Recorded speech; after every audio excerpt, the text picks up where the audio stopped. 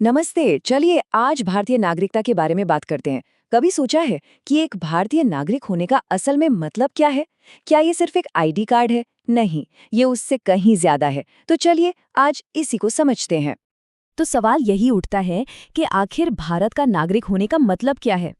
देखिए, ये सिर्फ एक पासपोर्ट या कोई पहचान पत्र हाथ में रखना नहीं है। ये एक लीगल स्टेटस है, एक कानूनी दर्जा है जो हमें कुछ अधिकार देता है, कुछ खास अधिकार देता है। और इसकी जड़ें पता है कहाँ है? हमारे संविधान में।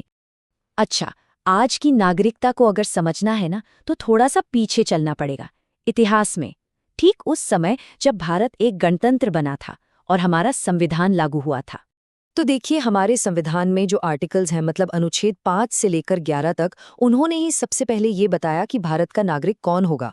मतलब उन्होंने ये तय किया कि 26 जनवरी 1950, जिस दिन हम गणतंत्र बने, उस दिन कौन कौन भारत का नागरिक कहलाएगा। यहीं से आप कह सकते हैं हमारी नागरिकता की कहानी शुरू होती है। तो ये समय रेखा जो है, ये दो बड़े कानूनी दौर दिखाती है।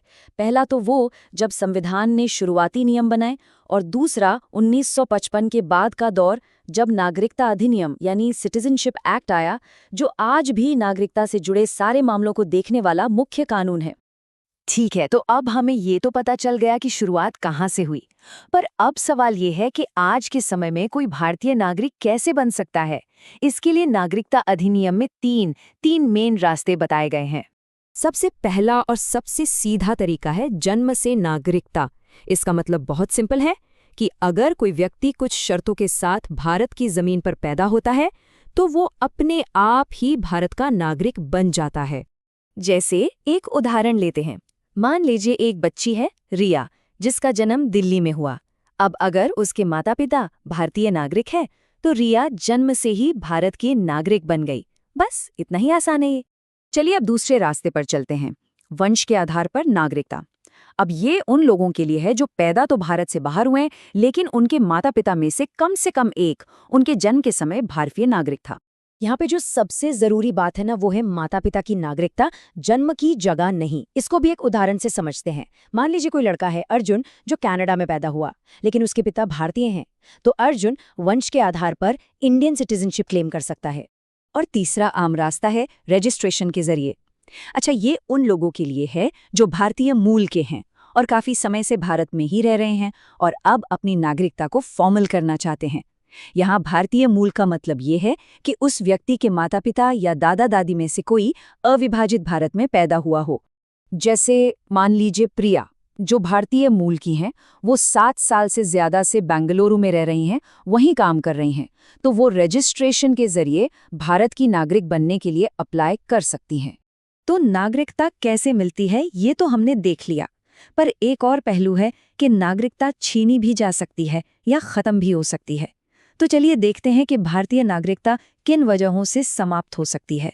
कानून में इसके भी 3 मुख्य तरीके बताए गए हैं। पहला है त्याग, मतलब जब कोई अपनी मर्जी से वॉलंटरीली अपनी नागरिकता छोड़ दे। दूसरा है समाप्ति, ये तब होता है जब कोई भारतीय नागरिक किसी दूसरे देश की नागरिकता ले लेता है, तो उसकी भारतीय नागरिकता अपने आप खत्म हो जाती है। और तीसरा है वंचित करना। इसमें सरकार कुछ खास वजहों से, जैसे धोखाधड़ी या देश से गद्दारी, ऐसे गंभीर मामलों में नागरिकता वापस ले सकती है। तो अब सवाल ये उठता है कि ये सब जानना इतना जरूरी क्यों है, खासतौर पर उन लोगों के लिए जो लोक सेवक हैं या बनने की तैयारी कर रहे हैं।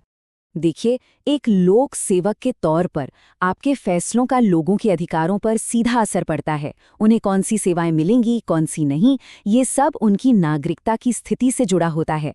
मतलब ये तय करना कि कोई व्यक्ति सरकारी योजनाओं का फायदा ले सकता है या नहीं, ये अक्सर इसी बात पर निर्भर करता है कि वो भारत का नागरिक है या नहीं।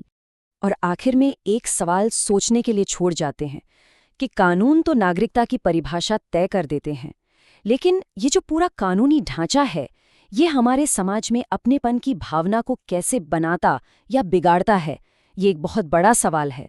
और ये हमें याद दिलाता है कि नागरिकता सिर्फ एक कानूनी शब्द नहीं है, बल्कि उससे कहीं ज्यादा गहरी चीज है।